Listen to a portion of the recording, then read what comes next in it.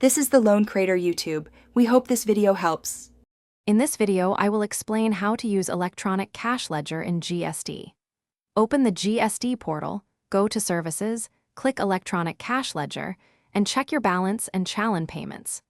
Use Form GST PMT06 to deposit into the ledger, and choose the correct tax head like IGST, CGST, or SGST. Regularly reconcile your ledger with returns to avoid mismatches, and keep clear records for audits and filings for compliance.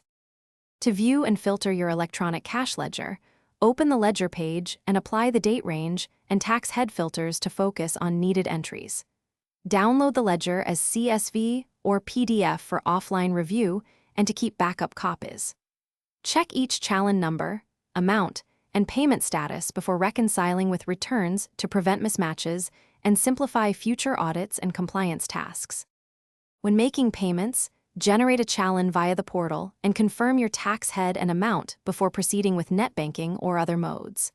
Complete the payment and note the challan number for tracking.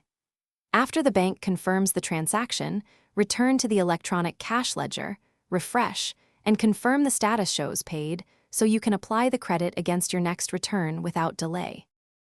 Thanks for watching. Consider subscribing if we helped you.